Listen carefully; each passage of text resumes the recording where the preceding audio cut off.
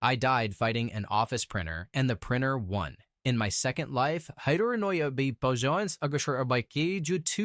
Academy students laughed when my only spell appeared on paper instead of in my hand. The laughter rolled through the awakening hall and struck me harder than the printer lid had. I stood on a silver circle with one hand resting on a cracked crystal. Across from me, Corv leaned against a perfect crystal that his family had donated that morning. His stone was as clear as ice. Mine looked as if someone had used it to stop a wagon. The scholarship student has received the standard equipment, Instructor Mavrin announced. Selka raised her hand from the calligraphy section. That crystal failed 3 tests last month. Mavrin did not even look at her. Then this will be its 4th test. The students laughed again. Mavrin had a reason for treating me like dirt. My written score was the highest in the year, and Korov needed first place to keep his family's royal scholarship. Mavrin also sold official training scrolls through Korov's uncle. If a poor student became a combat mage without buying their products, several comfortable men would become less comfortable. I understood the motive. I still planned to remember the insult. The crystal warmed beneath my fingers. A line of pale light entered my arm. The academy bell rang once, and a sheet of white paper floated out of the silver circle.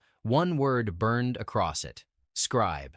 Someone near the front made the sound of a dying goat. That started the 3rd wave of laughter. Combat classes received swords, flames, armor, or glowing beasts. I received office supplies. It felt as if my 2 lives had been connected by an angry paper merchant. Mavrin lifted the sheet with 2 fingers. A secondary production class. No direct combat value. My mana score was 34, I said. The minimum for the combat course is 30. Your class decides your value, not your wishes. He placed an ordinary spell diagram in front of me. It was the simplest fire spell taught at the academy. I had studied it for 6 months. Write a fireball, he ordered. If your class can make 1 useful object, I may assign you to a supply workshop. I took the academy pen. The cracked crystal had left my hand numb, but my lines stayed straight. 47 strokes formed the shell. 12 runes shaped the flame. A final point marked the target. The paper gave off a weak red glow. Korv stepped onto the circle before Mavrin could test it.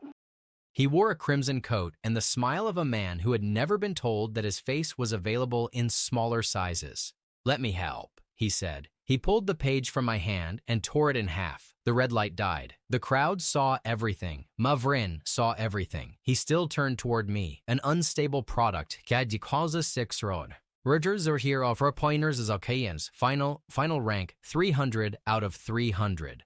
The ranking board flashed above the hall. Korv's name rose to first. Mine sank to the bottom so quickly that it looked eager to escape. Archive service pays 3 silver a week, Mavrin continued. You will report tonight. Combat students should not be distracted by a failed craftsman. Korv dropped the torn pieces at my feet. You can copy my homework. Try not to make the paper dangerous. I picked up both halves. Thank you, I said. His smile weakened. Cruel people like tears. Calm gratitude confused them, in the same way that a door confused an angry bull. Selka waited beside the exit. She was short, dark-haired, and carried 6 pens behind one ear. Every line of her uniform was neat, except for one black ink mark on her cheek. Your final rune was correct, she said. I know. Most people would argue. Mavrin controlled the board, arguing would only exercise his ears. She looked at the torn page in my hand. Keep that. The spacing was beautiful. That was the first time anyone had called something I made beautiful. The archive occupied the coldest tower in the academy. Oskal, its keeper, gave me a broom, a key, and a bowl of soup that contained 1 brave piece of potato. 3 silver a week, he said. You may sleep beside the copying room. Do not touch the locked shelves. Do not feed the silver moths. If a book whispers your name, put it face down. Does that happen often? Only when they are hungry. He left before I could decide whether he was joking. I spent 4 hours carrying books. At midnight, I repaired my torn page with clear paste. The 2 halves joined. A drop of ink fell from my pen and touched the word scribe. The room became silent. Even the silver moths stopped chewing. A voice spoke inside my head. It was calm, clear, and much too awake for midnight. The system told me that the common class called Scribe was only a sealed beginning. Its true path had 3 stages: Heavenly Scribe, Scroll Creator, and Ink Archmage. Then it described one ability. Absolute Transcription allowed me to record any completed spell that I had witnessed.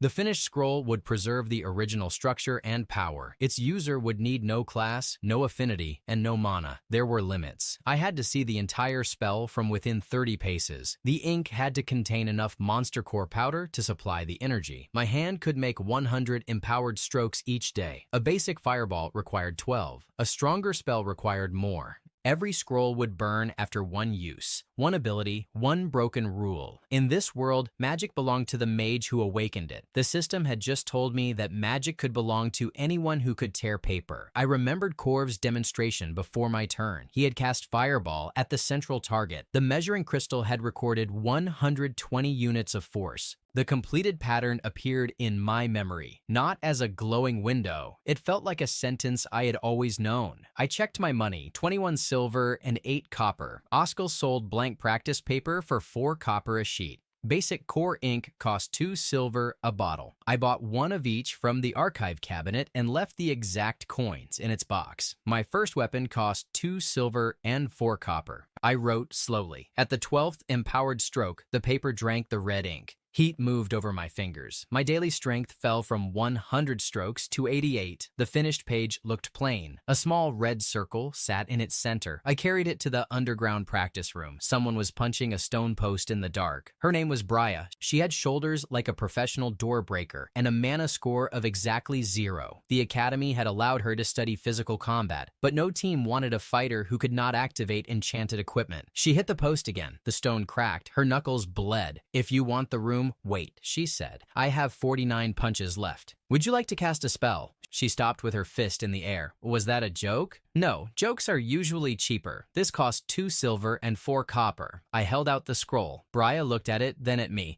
"I have no mana. That is why I need you." Oskel had followed me downstairs. He claimed he was checking the lamps. He was carrying a chair and a bag of roasted nuts, so his inspection appeared prepared for entertainment. Brya took the scroll. I showed her the red circle. Point it at the target and tear the lower edge. What happens if you made a mistake?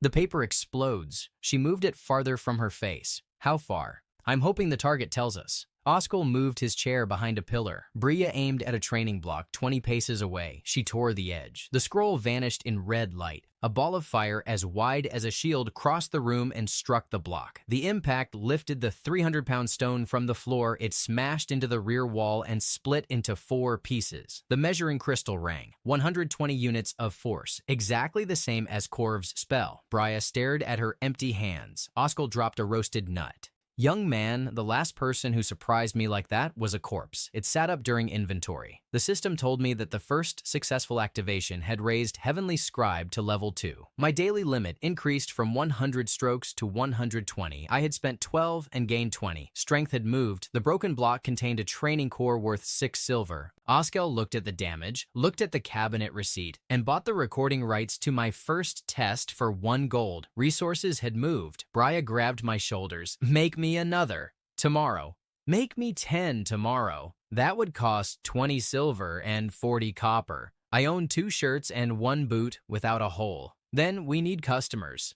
Before sunrise, Oskel sent the measuring crystals record to the examination office. By breakfast, 50 students had gathered in the main practice yard. By the time Mavren arrived, there were more than 100. The ranking board had added a notice beside my name. Unverified combat product. Corv came with Mavren. His friends followed like decorative luggage. Mavren held my second scroll up to the light. "A hidden enchanted item can imitate a spell. That does not make a scribe a combat class. The academy paper came from your cabinet," Oskel said. "The ink came from mine. Unless my cabinet has awakened as an archmage, the student made it." The crowd laughed. Mavren's mouth became a straight line. He turned to Brya. "You could be hiding mana." The public testing crystal measured her again. 0. It measured a second time. Still 0. Brya patted it. "Do you want me to squeeze harder?" More students arrived. Selka stood in the front row, holding the torn first page against her chest.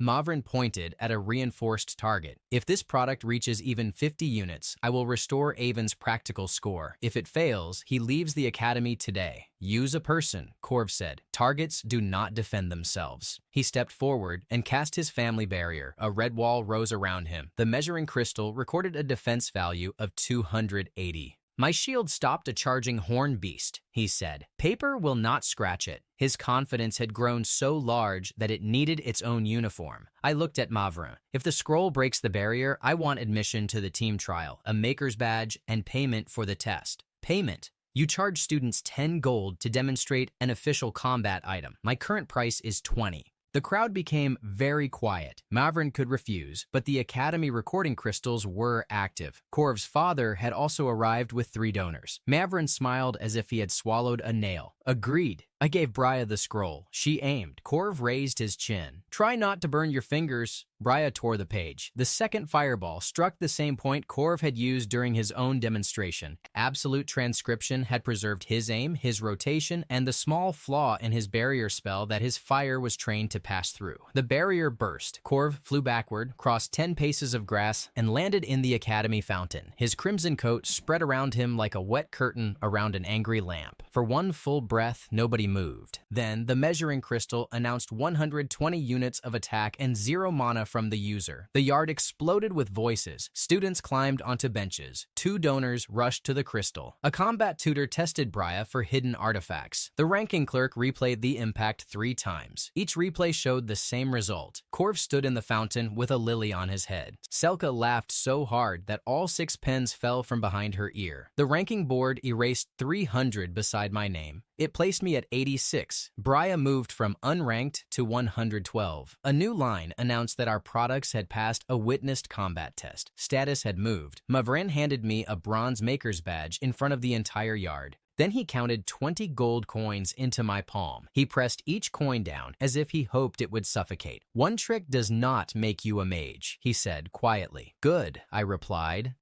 I am a scribe. That answer traveled through the academy before lunch. By afternoon, students I had never met were repeating it near the ranking board. 3 teams offered Brya a temporary place. She refused all of them and signed my trial form. Selka signed as our support specialist. I did not invite you, I said. Your handwriting needs supervision. You called it beautiful yesterday. Beauty also needs supervision. That evening, I took them to Farron's kitchen near the south gate. Farron had been my friend since childhood and treated every problem as something that could be placed beside bread. He filled 3 deep bowls with wheat noodles. The broth was dark and rich. Thin slices of roasted pork covered the top. There were soft eggs, green onions, fried garlic, and red oil that warmed my lips without burning them. Pella, my younger sister, brought a plate of crisp dumplings and stole the first one before it reached the table. Brya ate 2 bowls and looked emotionally prepared to marry the cooking pot. Selka ate slowly. A streak of broth appeared beside the ink mark on her cheek. I handed her a cloth. You are staring, she said. I was counting stains. The ink is winning. She wiped the wrong cheek. Pella covered her smile with a dumpling. For 1 hour, there was no ranking board, no Mavrain, and no broken crystal. There was only hot food, cheap wooden chairs, and people who had chosen to sit beside me. When we returned to the academy, a black assignment stone waited on my door. Our trial destination had changed. The beginner meadow was gone. In its place, the stone named Iron Wolf Ravine, a restricted zone meant for 3rd-year teams. It listed 40 confirmed monsters and 1 armored alpha. At the bottom, 1 final number glowed red. Expected survival rate.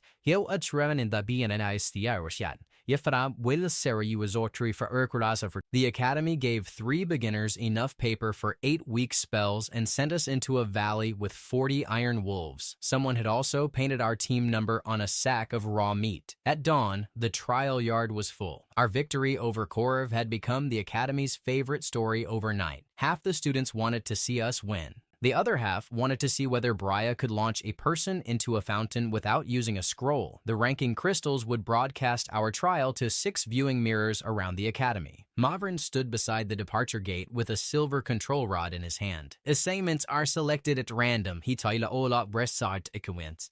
Hitchervi Kunstinabadola and Spartsamunder.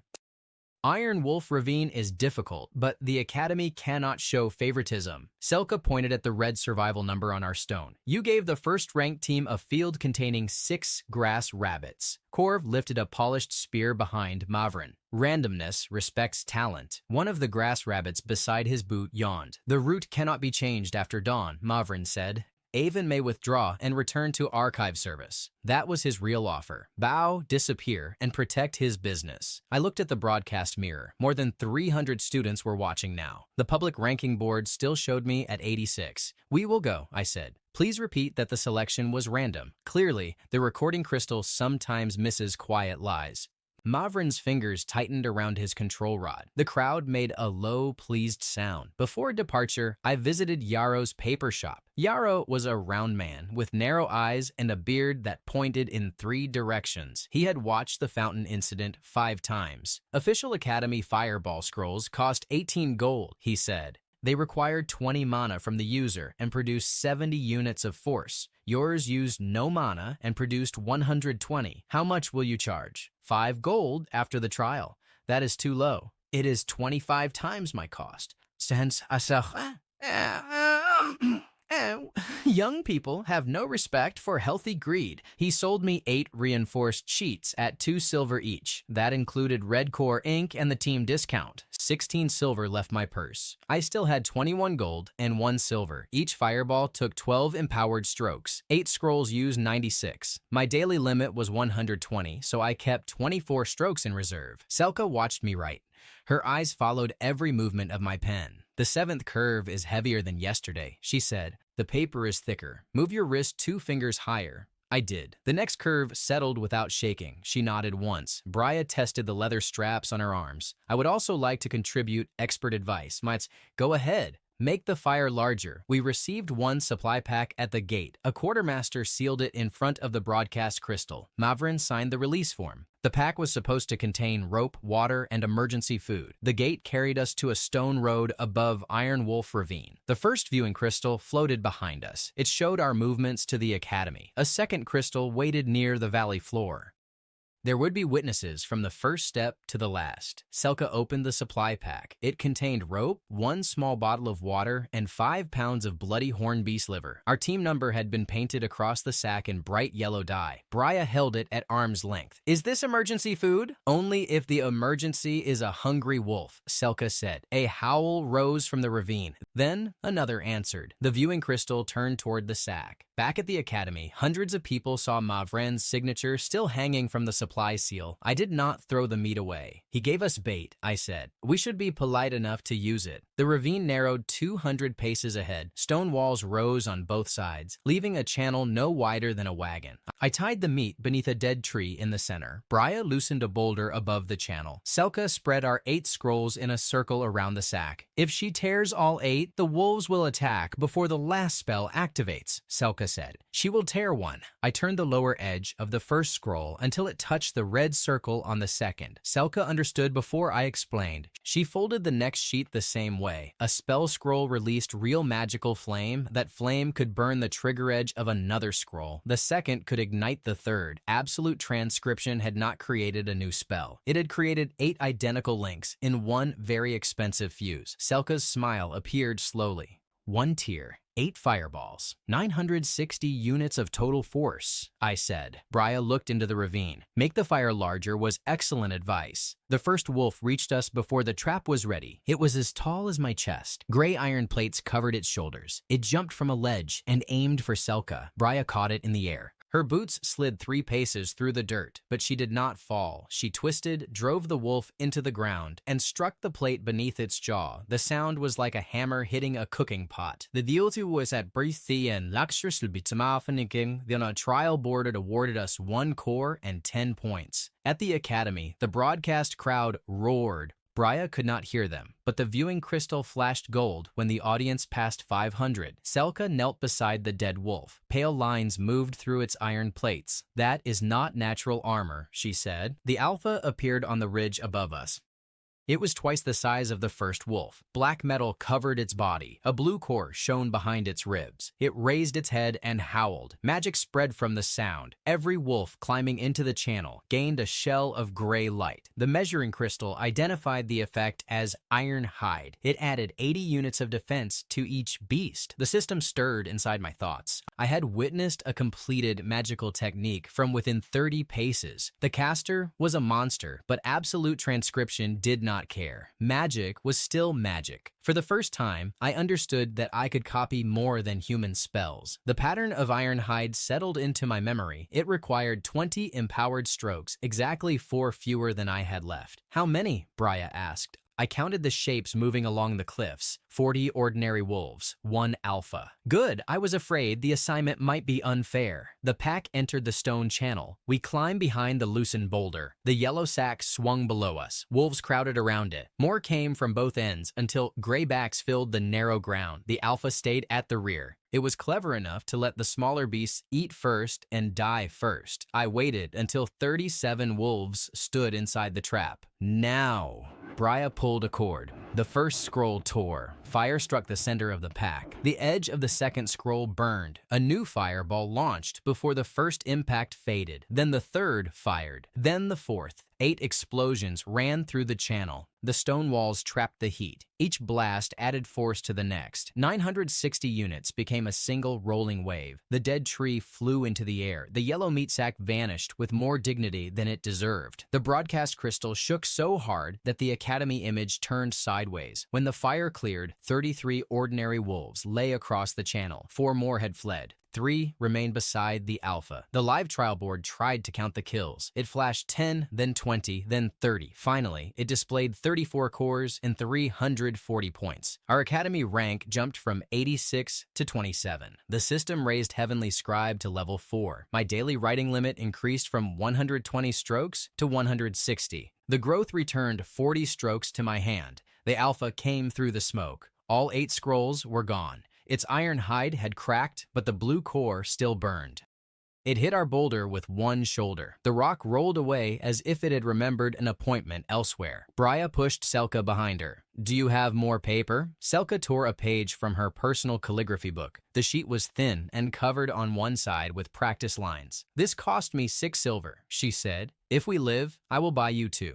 3. Agreed. She crushed the core from the first wolf with the base of her inkstone. Blue powder mixed with the red ink left in my bottle. I started writing Ironhide, the alpha charge. Briah met it with the dead tree. The trunk shattered. She flew backward, struck the cliff, and stood again before the pieces reached the ground. The viewing crystal measured the impact at 210 units. A normal student fighter would have lost consciousness. Briah wiped blood from her mouth. Please write faster. Selka dislikes rushed curves. Selka can complain at my funeral?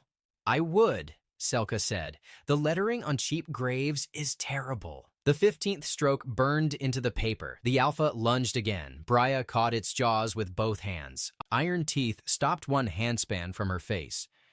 Her boots sank into the dirt. The 18th stroke settled. One of the remaining wolves leaped at me. Selka threw her inkstone. It struck the wolf between the eyes. The stone did no damage, but the wolf looked personally offended. The 20th stroke completed the scroll. I pressed it against Briah's back and tore the edge. Gray light covered her skin. Thin metal plates formed over her arms, shoulders, and chest. The measuring crystal recorded 80 units of defense. The exact protection of the alpha now belonged to a fighter with 0 mana. Briah smiled. The alpha seemed to recognize its own magic. Its ears lowered. Good dog, Briah said. She pulled its jaws apart. The crack traveled through the ravine. Then she drove one armored fist into the blue core beneath its ribs. The core broke. The alpha collapsed at her feet. The last 3 wolves ran. The trial board awarded 100 bonus points for the alpha, 50 for discovering a monster technique, and another 50 for clearing a restricted route with no injuries requiring rescue. Our total reached 540 points. The Academy ranking board moved us from 27 to 9th. The broadcast audience passed 1,000. Briah removed a bent iron plate from her borrowed armor before the effect faded. Can I keep this? It is magical light, I said. The plate vanished. She looked disappointed. Make the next spell more solid. We recovered 32 usable cores. Fire had damaged the rest. The Academy Exchange paid 38 gold for them. Yarrow bought the Alpha's broken core for another 7 gold because he wanted to display it beside a copy of my maker's badge. After replacing Selka's notebook with 3 better ones, our team held 65 gold and 40 silver. We returned through the gate at sunset. The entire trial yard was waiting. Students crowded the walls. Teachers stood beneath the ranking board. Even Corv's grass rabbit team had returned. One rabbit was asleep inside his shield. Mavrin waited in the center with 2 academy guards. "The results are under review," he announced. "Avon may have smuggled illegal combat items into the trial." The cheering stopped. I placed the empty ink bottle, Yarrow's receipt, and the academy supply form on the evidence table. "You inspected every sheet before departure," I said. "Your signature is on the form." "A clever fraud can deceive an inspection." "Then your inspection has no value." The students reacted before he could. A laugh moved across the yard. Mavrin lifted an official Academy Fireball scroll. Its gold seal showed that it came from the company owned by Corv's uncle. "This is a licensed product," he said. "It was made by trained experts. A cheap copy cannot be compared with it. Let Bria use it." Mavrin hesitated. Everyone saw him hesitate. Bria took the official scroll. She pointed it at a target and tore the edge. Nothing happened. The scroll needed 20 mana. She had 0. Mavrin snatched it back, supplied his own mana, and activated it. A small fireball crossed the yard. It struck the target with 70 units of force. The crowd looked from the weak flame to the replay of our 960-unit chain. 18 gold, Yarrow called from the front row. "No refunds." Mavrin's ears turned red. He tried to prove that any educated mage could reproduce my work. He took 1 blank sheet, dipped a pen into my remaining ink, and copied the basic diagram. His first curve leaned. His 4th rune touched the power line. When he forced mana into the page, fire climbed the pen and burned the end of his sleeve. Mavrin slapped at his arm. The guards helped. One used the water bucket meant for targets and emptied it over his head. He stood dripping in front of more than 1,000 students. Corv quietly moved away from the fountain. The ranking judge confirmed our score. The board fixed our team at 9th place and granted us entry to the Academy tournament. Then the quartermaster stepped forward. His face had the color of cold porridge. "Instructor Mavrin ordered the horn beast liver," he admitted. "He said it was a pressure test." The trial yard went silent again. Mavrin did not deny it. "Combat is not fair. If these students cannot survive bait, they do not belong in the tournament." It was not a foolish motive. He believed dangerous tests protected the Academy. He also believed he should decide who was worth protecting. The crowd did not agree. Students began striking the ground with their boots. The sound rolled around the yard. Mavrin left between the guards, wet, burned, and still trying to look taller than the bucket. By the time we reached Ferran's kitchen, 43 students had placed orders for my fireball scrolls. At 5 gold each, the waiting list was worth 215 gold. I did not accept all the money. My hand could not yet produce that many strokes safely. I took deposits for 10 scrolls and promised delivery over 5 days. Ferran had bought 3 pounds of iron wolf meat from the exchange. He cooked it for 6 hours with onions, black pepper, dark beer, and carrots glazed with honey. The meat fell apart beneath a spoon, thick gravy soaked into hot bread. Pella served roasted potatoes with crisp edges and enough butter to make Bria close her eyes in respect. Selka placed a new calligraphy book beside her bowl. "You owe me 3, she said. I set 3 books on the table. The first had red leather, the second had waterproof pages, the third was bound in blue cloth with her name pressed into the cover. She touched the letters. "You remembered the exact shape. I am a scribe. That is not why you remembered." Her voice became softer. For a moment, the busy kitchen seemed quiet. Ferran arrived with more bread and looked between us. "Should I bring 1 dessert or 2? 3, Bria said. "I am still here." Warm apple cakes ended the discussion. Near midnight, an academy servant delivered our tournament supply chest. It contained 30 gold worth of premium spell paper, paid for by our trial reward. Selka opened the lid. She lifted the first sheet over a candle to inspect its grain. The paper vanished in a pale flame. There was no smoke, no ash remained. She tested a second sheet with 1 drop of water. It dissolved between her fingers. Every page had been soaked in invisible ruin oil. Our first tournament match began in 9 hours. Under the empty stack, someone had pressed Mavrin's silver teaching seal into the wood. Beside it, 1 word had been written in red ink: withdraw. Selka boiled an iron wolf hide in Ferran's largest soup pot while our tournament clock counted down from 8 hours. Ferran watched 30 pounds of leather dissolve beside his breakfast onions and asked whether heroism always smelled this bad. "Only successful heroism," Bria said. "Failed heroism smells worse." The invisible ruin oil had destroyed every sheet in our supply chest. Yaro's shop should have opened at dawn, but an academy seal covered his door. A notice claimed he was under investigation for selling unsafe paper. Mavrin had closed the only store that could replace what he had ruined. Selka did not panic. She cut the clean inner layer from the alpha's hide, soaked it in lime, scraped it with Farron's bread knife, and boiled it with salt and white tree resin. Pella turned the stirring handle while holding a cloth over her nose. "Will this pot ever make soup again?" she asked. Farron stared into the gray liquid. "Not for anyone I respect. The materials cost 6 gold. The hide had belonged to our team, so the academy could not claim it." After 4 hours, Selka lifted a pale sheet from the frame.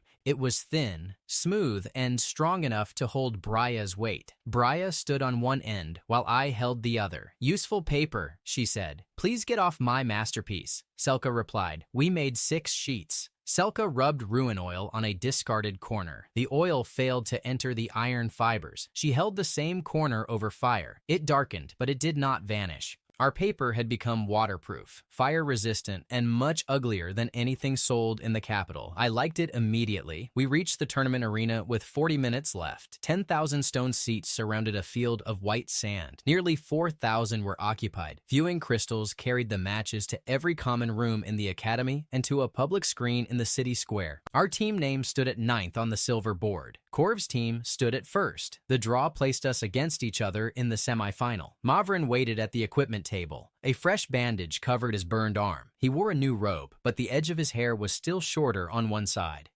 "Your registered paper was destroyed," he said. "Replacement materials require inspection 1 day before a match. You are disqualified." Selka placed the alpha hide receipt on the table. Rule 42 allows an awakened maker to use a material earned during an academy trial. The rule applies to weapons and armor. Paper is our weapon.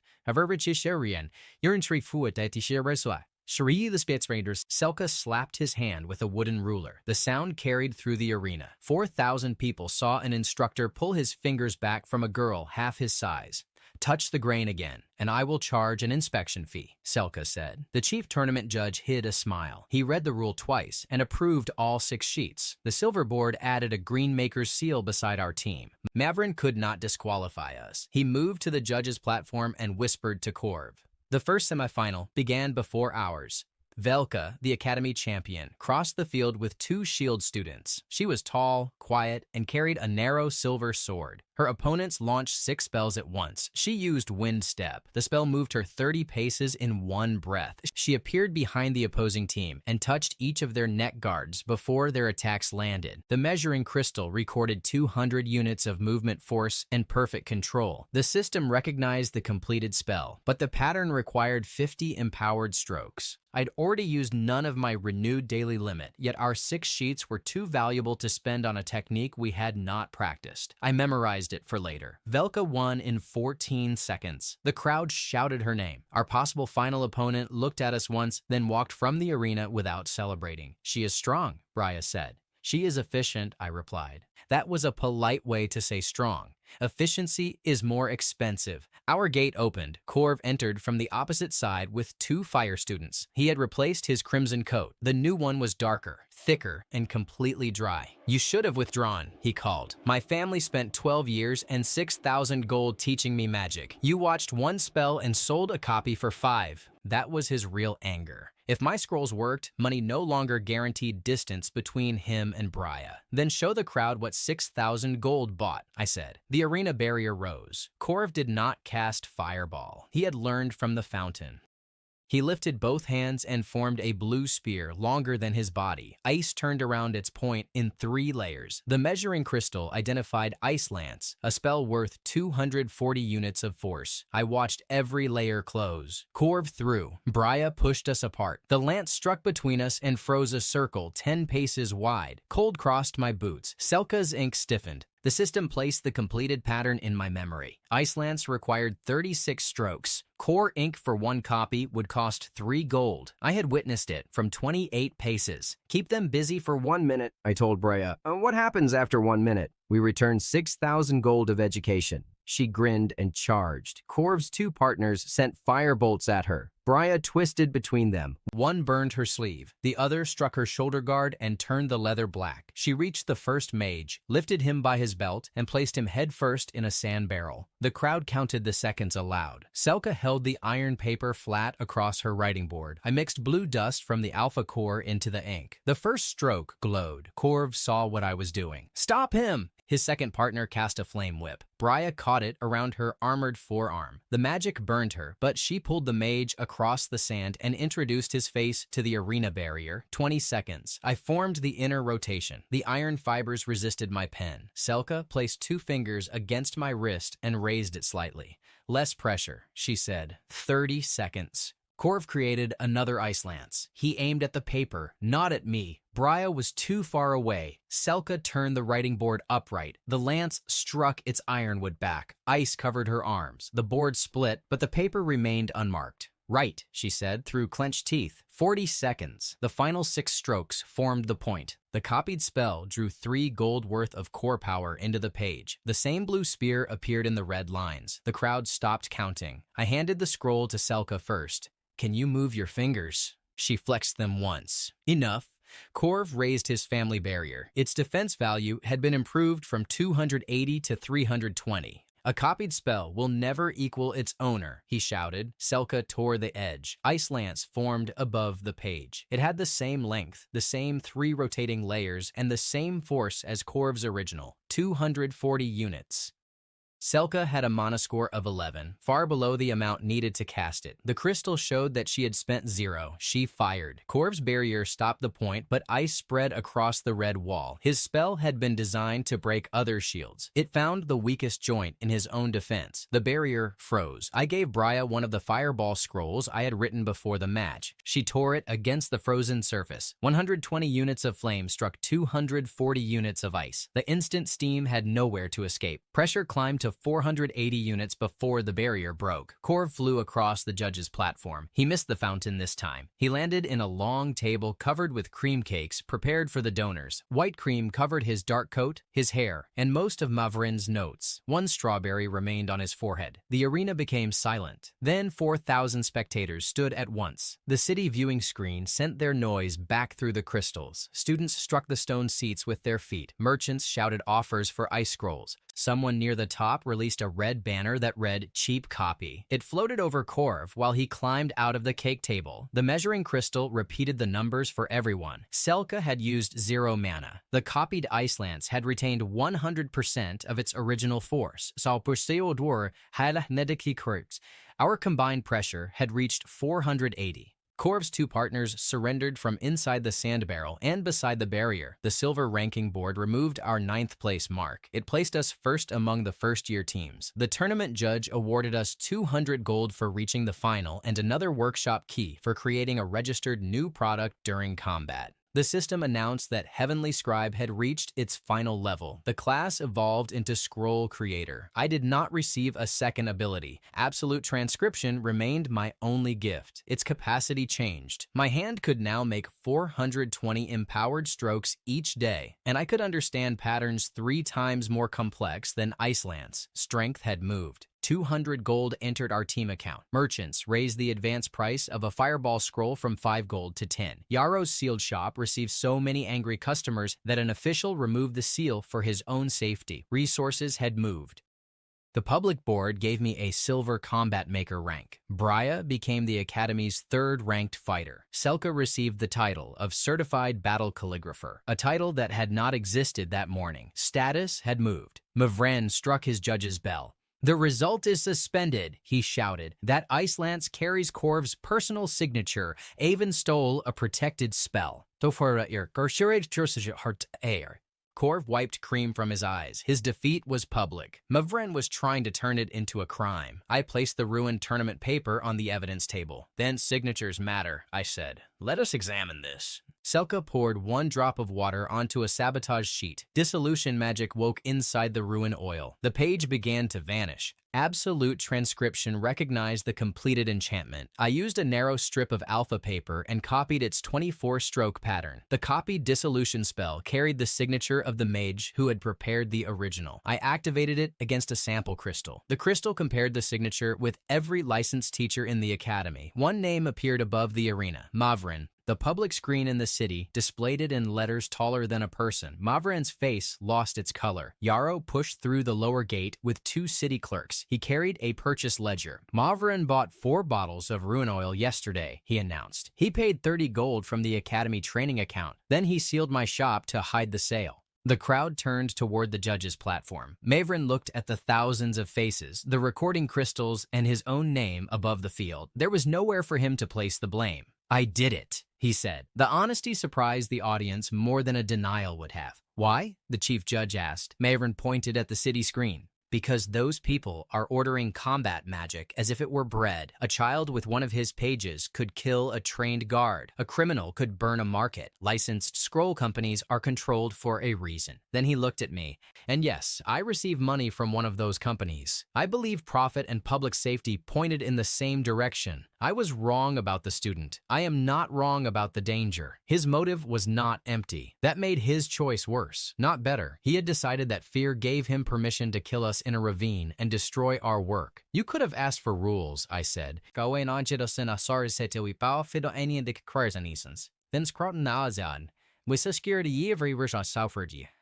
Vice Dean Terrell entered the arena with 6 guards. He was a narrow man in a white robe, with silver hair and a voice that never needed to become loud. "Instructor Mavrin is suspended," he announced. "His accounts will be examined. His teaching seal is revoked." Mavrin removed the seal from his collar. Terrell made him hand it to me. The public humiliation was complete. The same seal pressed into our sabotage chest now lay in my palm before 4,000 witnesses. Corv tried to leave through the side gate. The ranking board stopped him with one final update. It reduced his team from 1st place to 34th for accepting unauthorized assistance. The red words appeared above his cream-covered head. "He looks like an expensive cake, receiving bad news." That night, Farron cooked the last clean pieces of iron wolf over a charcoal fire. He brushed them with garlic, sweet soy, and pepper until the edges became crisp. We ate the skewers with white rice, cucumber, and clear broth filled with mushrooms.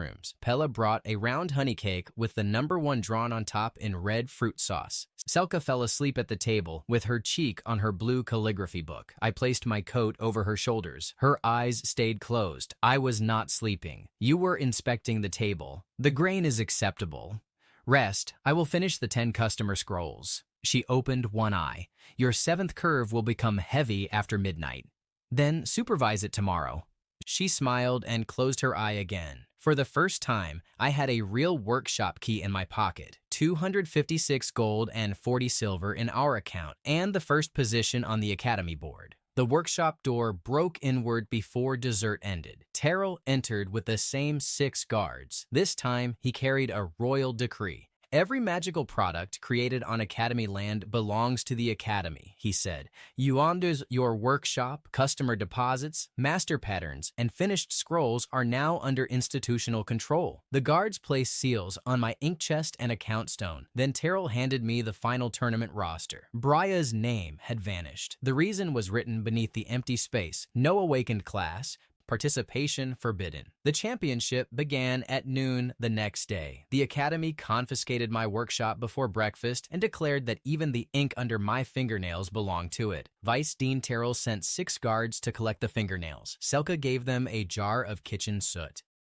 "Academy property," she said. "Handle it with honor." The youngest guard accepted the jar before he understood. The other 5 looked at the floor. Terrell called a public ownership hearing at the tournament arena. By 8 in the morning, every lower seat was full. The city screen carried the hearing to another 3,000 people outside the academy gate. Our names appeared on the final board. Selka and I had green approval marks. Bria's place remained empty. Terrell sat beneath the royal crest. He had placed the sealed account stone, my ink chest, and our 6 remaining iron sheets on the evidence table. "The academy fed, trained, and protected these students," he said. Its land, teachers, and reputation made their work valuable. Our charter, therefore, grants ownership of products made within the walls. He offered me a contract in front of the crowd. I would receive 5 gold each month, 1 archive room, and protection from criminal charges. In return, the Academy would own every scroll I made for the rest of my life. 5 gold was the price of 1 fireball scroll. Taral wanted a month of my hands for the value of 1 page. He was not doing it only for himself. Noble families funded nearly half the Academy. If common fighters could buy noble magic, those families might leave. Taral believed control would save the institution. He also intended to place his name on my work. "Refuse," Brya said from beside me. I had reached the same calculation. I pushed the contract back. The crowd reacted at once. Students cheered. Several teachers looked terrified. Merchants at the city screen began offering me buildings outside Academy land. Terrell raised one finger and the arena became quiet. Then the Academy retains the workshop and funds. The championship team requires 3 awakened classes. Brya has none. Your team cannot enter. He ordered a public class verification, so no one could claim that he had lied. A woman in a white robe entered the arena. Her name was Elira. She was a saint of the White Seal and the royal witness for the tournament. Gold thread covered her sleeves, but she wore no jewelry and carried no weapon. She placed one hand above Brya's head. A circle of white fire formed around them. It did not burn. It revealed the lines written inside a living soul. Brya's body showed strength paths, memory marks, and a sealed point where an awakened class should have rested. The point was empty. The verification crystal announced 0 mana and no class. Terrell spread his hands toward the audience. The rule is clear. Absolute transcription stirred. I had seen a completed revelation spell from 10 paces away. More importantly, I had seen what the spell revealed. A class was not a gift floating somewhere beyond the world. It was a magical inscription placed on the soul during awakening. The system had always said I could record any completed magic. It had never said the magic needed to be a spell. The pattern of an empty class point appeared in my memory. To fill it, I needed to witness a complete awakened class under the same white fire. The next finalist stepped into the circle. Velka stood still while Elira verified her. Pale lines covered her body. The class name Arcane Blade formed above her heart. Windstep, Edge Sense, and Spell Channel appeared as linked structures around it. I saw every line. The system told me that a temporary copy was possible. It would last 1 hour. It required 240 empowered strokes, soul paper made from a silver beast core, and materials worth 420 gold. My account held 256 gold and 40 silver. Terrell had sealed all of it. The hearing ended at 9. The final began at noon. We had 3 hours to find 420 gold, create a material that no shop normally stocked, and write a class that the world believed only heaven could grant. Brya looked at my face. "You have the dangerous expression." "What expression?"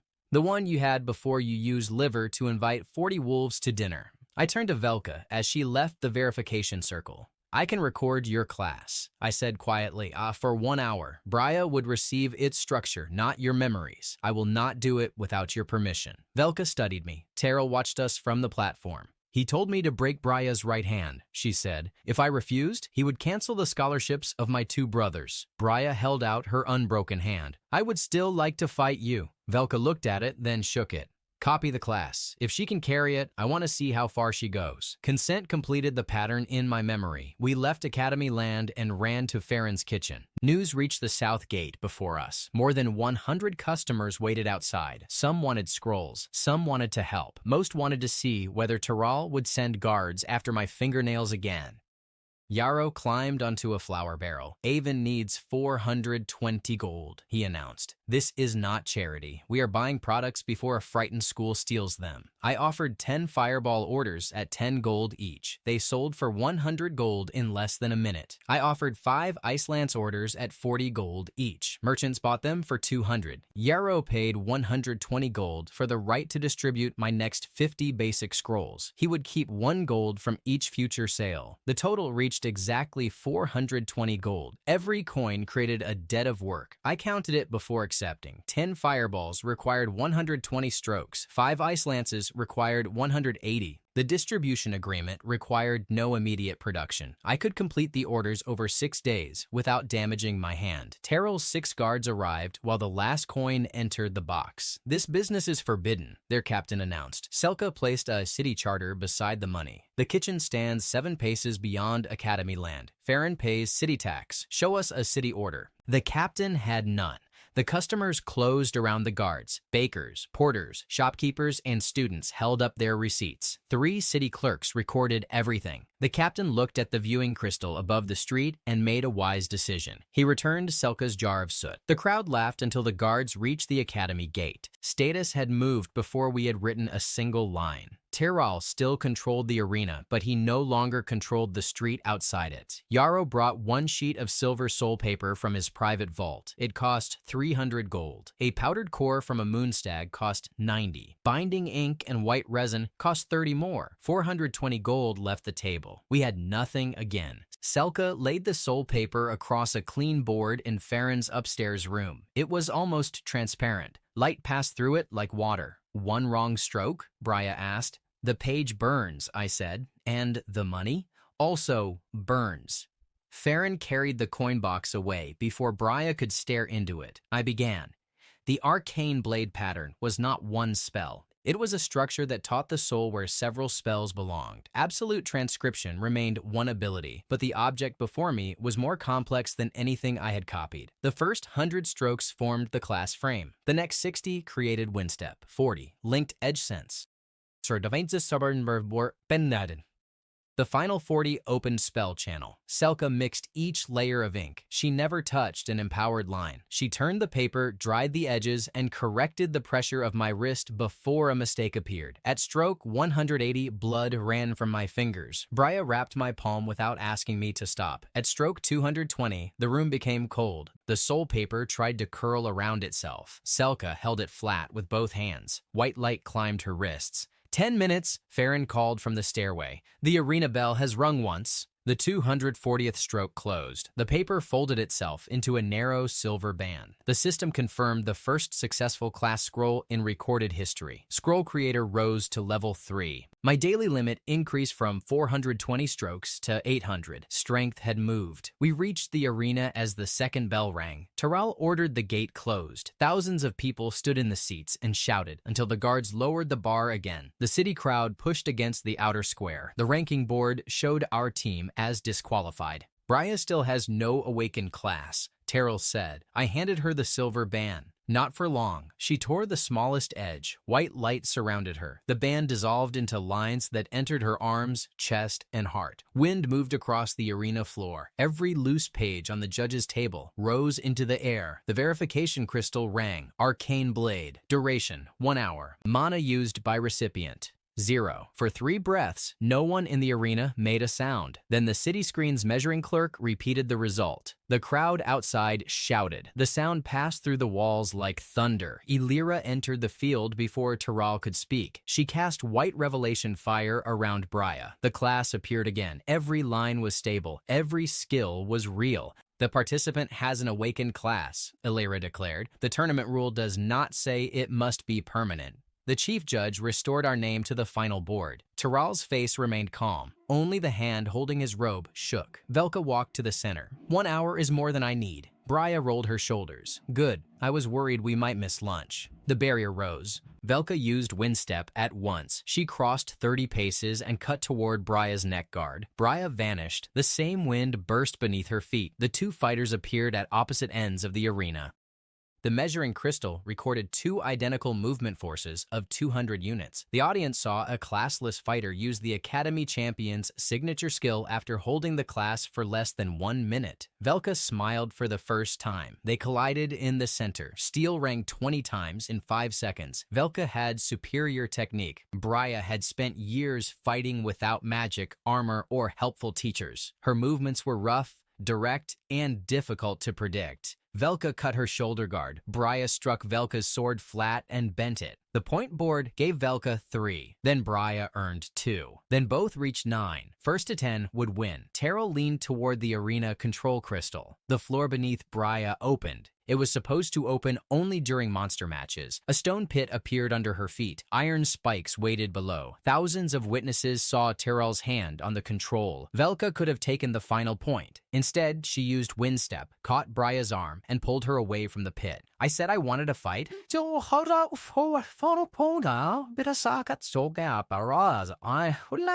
Not an execution.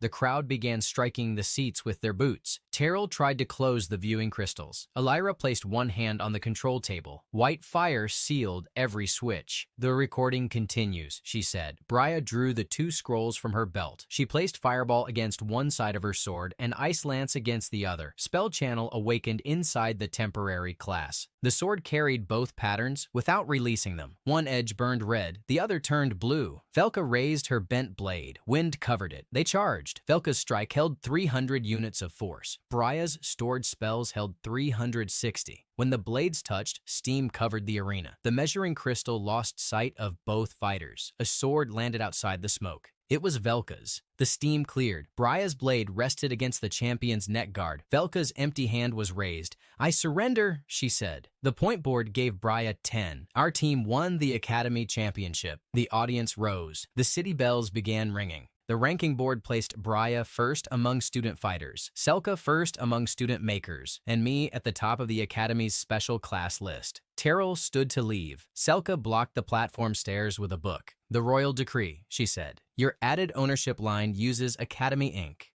The original uses capital ink." Elira examined the document beneath white fire. One sentence lifted from the page like black smoke. Tyrrell had inserted it beneath a real royal seal. Forging a royal decree carried a 10-year sentence. Velka placed Tyrrell's private order on the evidence table. It promised to remove her brother's scholarships if she refused to injure Brya. The arena crystals enlarged both documents. The city screen displayed them side by side. Tyrrell looked at the institution he had tried to protect. Without noble funding, this academy loses its wards within a year. Your cheap magic will cause panic. I tried to keep control before control became impossible. You opened a pit beneath a student, Elira said. I chose the academy over 3 people. The academy did not choose you. The chief judge removed Terrell's silver chain of office. He handed it to Brea, who used it to tie the broken arena control lever in place. Guards led the former vice dean across the same field where he had tried to erase us. More than 7,000 witnesses watched. The public board replaced his title with one red word: dismissed. The tournament treasury paid us 3,000 gold. The City Guild granted me a National Combat Maker license. Our workshop, account, and customer deposits were returned before sunset. Resources and status had moved so far that the old ranking board no longer had a suitable category for us. Farron served the victory meal inside our restored workshop. He baked meat pies until their crusts turned deep gold. Thick beef, onions, mushrooms, and pepper filled each one. We ate them with buttered potatoes and green peas. Pella poured hot berry tea. Even Velka joined us, though Brea made her sit close enough for a rematch after dessert. Selka sat beside me. A clean bandage covered the fingers of my writing hand. You spent 420 gold and nearly ruined your hand for 1 hour of magic, she said. It was a useful hour. That was not my point. She took my hand carefully and retied the loose end of the bandage. Next time, I decide when your hand stops.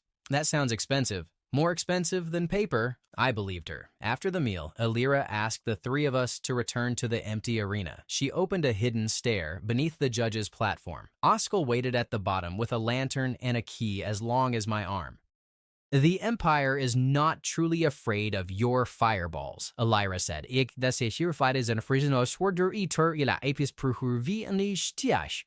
a class can be written, so can a title. If a title can be written, so can a ruler. The key opened a black door. Beyond it stood a forbidden library. In the center, beneath chains of white fire, an empty black scroll rested on a stone table. That paper once carried the name Umbros, Elira said. When the last Demon King died, the name vanished. The scroll now waits for the name of the next one. The chains broke. The empty black paper unrolled by itself and turned toward me. The black scroll had no writing, yet it whispered my name before I touched it. Every lamp in the forbidden library bent its flame toward me. Illyra pulled me back from the stone table. White chains closed around the scroll again. The paper stopped moving, but the whisper remained inside my thoughts. Absolute transcription recognized the object as magic. It was not a record and not a prophecy. The scroll was a command structure. A name written on its surface would receive the class and title of Demon King. When Umbros died, the old name had disappeared. The paper was empty because it was waiting for an order. Who writes the name? I asked. No one, Illyra said. That is why the White Seal has guarded it for 400 years. Oscar lowered his lantern. The scroll has never turned toward a visitor before. Brya stepped between the table and me. Her temporary class had faded, but she still looked ready to fight the paper. Selka leaned closer to inspect the surface. I caught her wrist. Do not touch it. The black door opened behind us. 20 Imperial guards entered. A broad man in a dark blue robe walked between them, silver seals ringing on his chest. His name was Zevrik. He commanded the Imperial Bureau of Magic. Inspector Dravos followed him. Dravos wore plain gray armor and carried a long case containing 3 golden wardstones. Zevrik looked at me before he looked at the black scroll. Avon, he said. In 4 days, you distributed unlicensed combat magic, copied a noble spell, created a temporary class, and removed 2 academy officials. Mavren and Taral removed themselves. I only provided witnesses. Zevrik placed a contract on the stone table, far from the black paper. The Empire offered me 100 gold each month, a capital residence, protection for Pella, and the rank of royal artisan.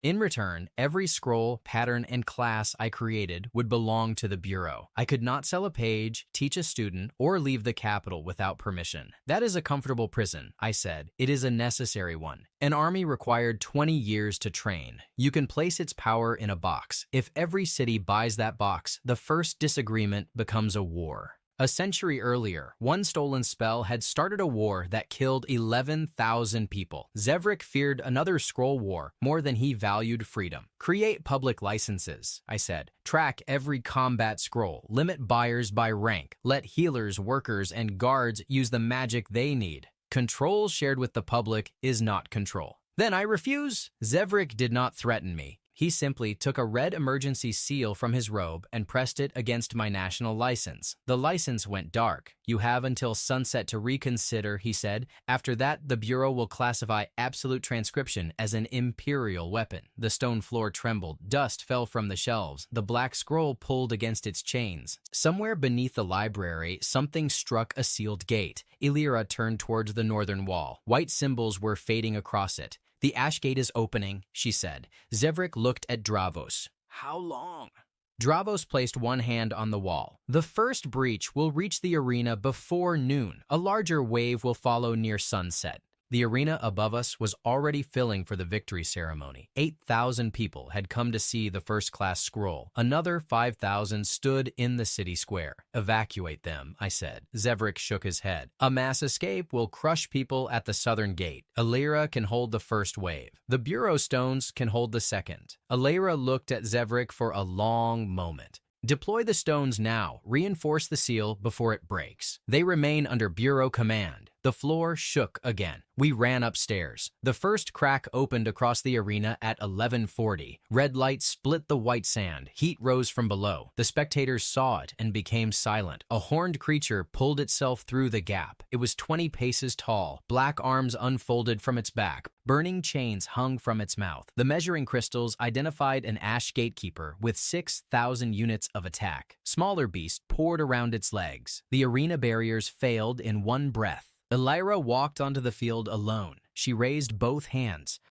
The white fire on her sleeves became gold. A dome of sunlight formed above the arena, crossed the academy walls, and covered the city square. The gatekeeper struck it. Gold light drove the creature back into the crack. The smaller beasts burned where they stood. Broken barriers reformed. Wounded spectators rose as healing light passed through them. The measuring crystals rang together. The spell was Sunwall Sanctuary, rank S. It held 18,000 units of force and covered 3,000 paces. Illyra had spent her entire mana reserve to cast it once. I stood 20 paces away and saw the final ray close. Absolute transcription recorded all 7 layers. The pattern required 700 empowered strokes. The materials would cost 1,200 gold. One sheet of sun paper was needed. Only the forbidden library possessed it. The system told me that my current class could understand the pattern, but writing it would leave my hand unable to hold a pen for 7 days. Elira fell to one knee. The sunwall would last until sunset. I looked at Zivrik. Deploy the 3 ward stones behind it. Sign the contract, he said. The nearest viewing crystal heard him. Dravos turned sharply. Zevrik covered the crystal with an imperial seal before the sentence could reach the city screen. The Bureau cannot allow an unregistered civilian to control an S-rank pattern,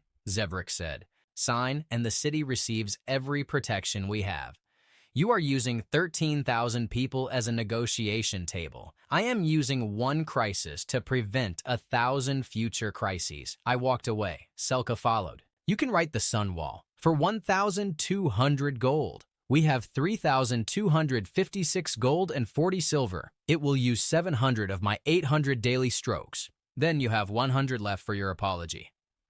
Datahum? Hotbit Yarakrakandadian, Il Araburi Shro Gave Kesser or Lamavera Liber where Radobanonali Cornadine Britain, Valued in Chaida, Search Sap, Kurd Umander 17 Argoldina Kunburi Renchwant Corde War, Shorsh cost Fkurster Pucurity Hander the Research Resin and Healing Ink cost 100. I paid the full 1,200 gold. If the scroll failed, the money would still be gone. We carried the materials to the open workshop beside the arena. I asked the city clerks to place 3 viewing crystals around our table. Why broadcast the writing? Brya asked. Because Zavrik can seize a secret. He cannot seize something 13,000 people understand belongs to us. I began writing at noon. The first layer formed a circle no wider than my palm. It required 100 strokes. Light gathered beneath each line.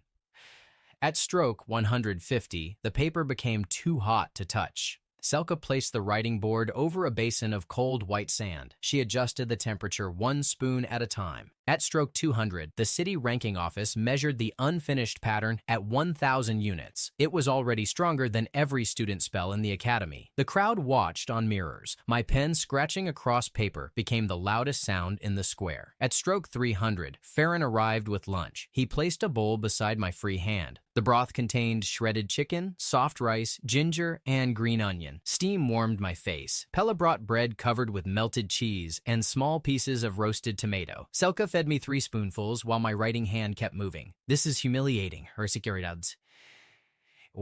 Shaven. Here in I say Durishu, her sauce in your mouth.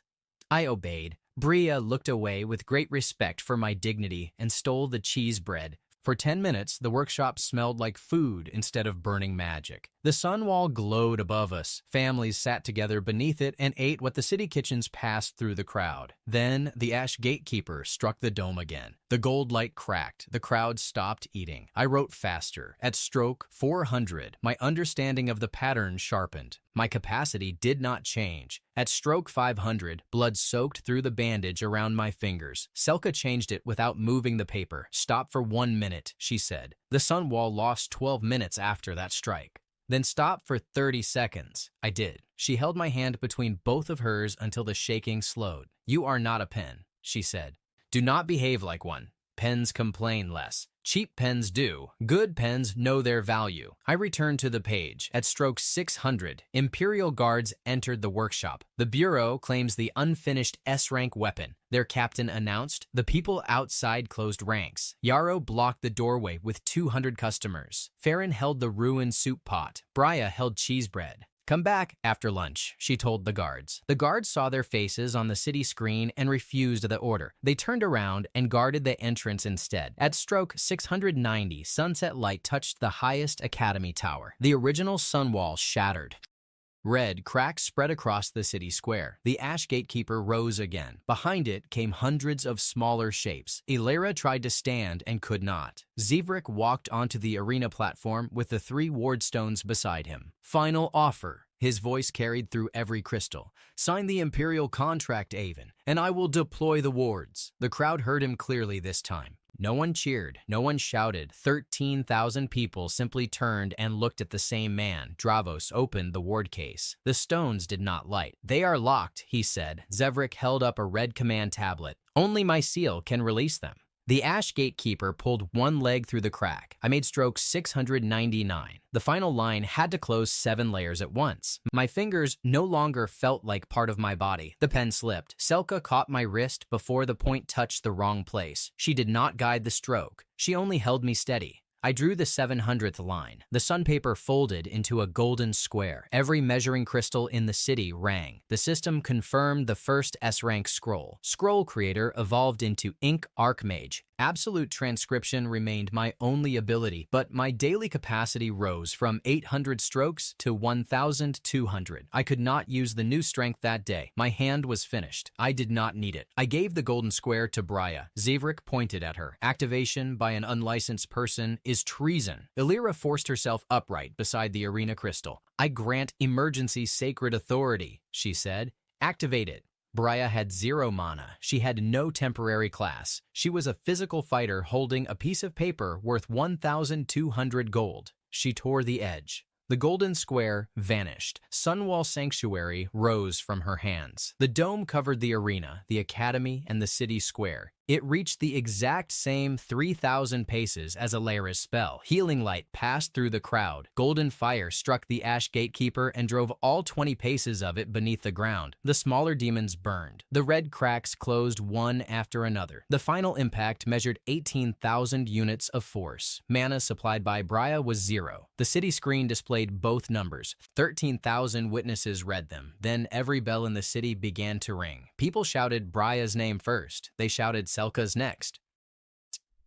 When they shouted mine, Isne Yerhurunshina Slendropopedesene. The sound shook dust from the workshop roof. Zivrik tried to leave the platform. Dravos blocked him. The inspector held the red command tablet. During the spell, he had taken it from Zivrik's open hand. He pressed it against the public evidence crystal. One sealed order appeared above the arena. The bureau guards had been commanded not to deploy the wardstones until I signed the contract. Zivrik had issued the order before entering the Forbidden Library. He had known about the breach and chosen to use it. The public board placed his name beside the command. Zivrik did not deny it. If this power spreads without control, cities will destroy each other, he said. I risked one district to place it under the only authority large enough to contain it. You did not risk the district, Dravos replied. You risked other people. Illyra pressed her sacred seal against Zivrik's emergency badge. The red light died, just as he had darkened my license that morning. Dravos opened the 3 ward stones. Without Zivrik's lock, they lit at once. The crowd saw that all 3 had been ready. Imperial guards removed Zivrik's blue robe and seals in front of the city screen. Without them, he looked smaller. Not foolish, not harmless, simply human. The public board changed his title from bureau commander to detained official. His humiliation was quieter than Mavrin's fountain and Tiral's dismissal. It reached much farther. By midnight, every imperial city had received the recording. The capital treasury paid a 10,000 gold breach reward to our team. After the cost of the S-rank scroll, our available funds reached 12,056 gold and 40 silver. The royal office restored my national license and raised it to S rank. Brya became the first 0 mana user registered for unrestricted emergency magic. Selka received a royal patent for iron paper and sandpaper stabilization. My class had reached Ink Archmage. Our money had passed 12,000 gold. Our names had moved from an academy board to the capital record. All 3 scales had moved. That night, Farron closed the kitchen to everyone except our friends. He roasted riverfish with lemon, salt, and green herbs until the skin became crisp. We broke warm, brown bread into a thick beef stew. Pella served potatoes cooked in butter and garlic. Brya ate with her injured feet on a second chair. Illyra held her bowl in both hands and enjoyed the heat in silence. Selka sat close enough for our shoulders to touch. My right hand rested in a stiff white bandage. She had tied my pen to a shelf where I could see it but not reach it. 7 days, she said. No writing. What if the world ends? Use your left hand to wave goodbye. Pella laughed into her stew. I looked around the table. 5 days earlier, I had eaten thin archive soup alone. Now warm bread passed from hand to hand. The windows were fogged from cooking. Outside, strangers were still singing about the 0 mana sunwall. Selka leaned toward me and kissed my cheek. That was for stopping when I told you to. I stopped after 700 strokes. I am rewarding improvement, not perfection. I decided not to argue with the person guarding my pen.